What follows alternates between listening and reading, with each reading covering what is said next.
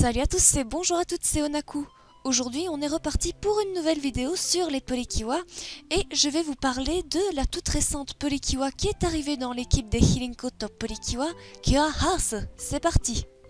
Et attention, comme toujours, je préfère prévenir plutôt que guérir, cette vidéo contient du spoil sur la saison des Hilinko Top Polykiwa. Donc si vous n'avez pas envie de vous faire spoiler l'animé des Polykiwa, eh bien je vous conseille de quitter cette vidéo. Nous avons déjà entendu parler d'une Kua légendaire grâce à l'élément du vent que les Polykiwa ont rencontré et avant tout soigné au cours de l'épisode 14 lors du festival de Sukoya. Parlant d'une Kua légendaire qui aurait vécu il y a longtemps, celle-ci jouait de la harpe et partageait des affinités avec l'élément du vent. C'est au cours de l'épisode 19 qu'apparut Kua Haas suite aux implores de Sa Majesté Théatine qu'elle libéra les Polykiwa de l'emprise du pestilent de Batedemoda et éliminèrent son pestilent grâce à leur attaque le Hilingu Oasis et soigna la princesse Latte grâce à son flacon, le flacon élémentaire du vent. Lors de l'épisode 20, Kua Haas décide d'enlever la princesse Latte pour mieux la protéger, dit-elle, des maladies et des malheurs. Kua Haas, contrairement aux Polykiwa, n'est pas une humaine de ce qu'elle prétend, mais une fée et pense bien agir en l'emmenant loin des maladies pour qu'elle puisse, selon elle, aller mieux. Tout près du portail dimensionnel, Kua Haas était prête à rentrer dans le Healing Garden quand Nodoka, Chiyu et Hinata voulurent lui faire comprendre que la princesse Latte veut peut-être rester et elles avaient vu juste. Au moment où un pestilent apparut, Latte parla à Kua Haas et lui demanda d'être sa partenaire comme l'a été sa mère avec Kua Haas. Engageant le combat contre le pestilent invoqué par Batedemoda, ce dernier est plus puissant grâce à un cristal de pestilent pouvant non seulement augmenter la taille mais aussi la force des pestilents.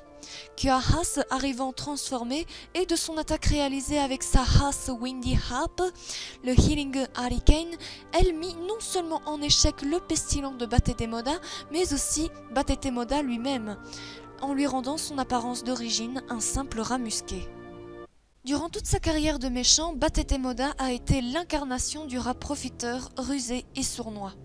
Il a jusqu'à un certain point bien rempli son rôle de méchant, au point de ne pas avoir toujours été accepté par les serviteurs du roi pestilent, et de s'en être toujours sorti grâce à son agilité dans sa parole. Mais cette fois ne l'a pas sauvé et lui a rendu sa vie d'antan, la paisible vie de rat musqué. Pour en revenir à Kua Haas, elle explique aux Polykiwa qu'elle n'a pas de prénom et que c'est la terre qui l'a créée grâce à un simple souffle du vent.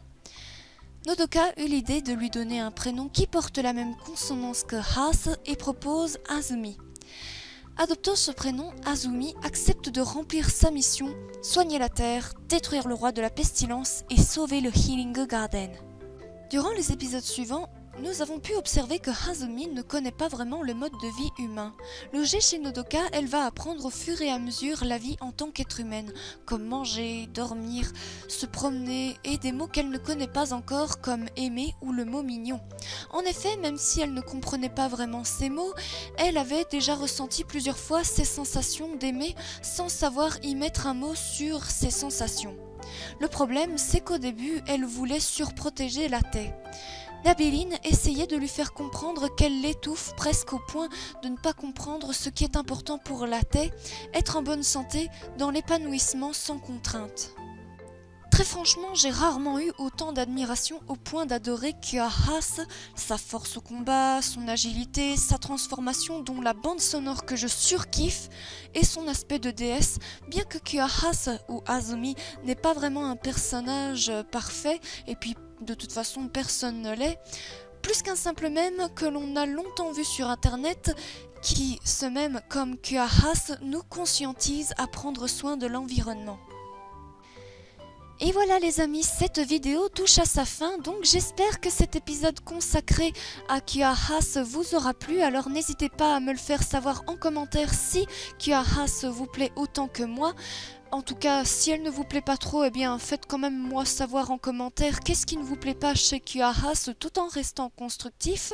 Donc comme les gestes barrières, n'hésitez pas à vous abonner à ma chaîne YouTube, de partager ma vidéo sur les réseaux sociaux, de mettre un pouce bleu et de mettre un commentaire si cette vidéo vous aura plu ou si vous avez une remarque intéressante et constructive à me faire. Moi je vous dis à très bientôt pour de prochaines vidéos. Prenez soin de vous afin que la méchante coronavirus ne puisse pas gagner. Moi je vous dis à très bientôt pour de prochaines vidéos et comme toujours, bye bye bye, sayonara, minasan.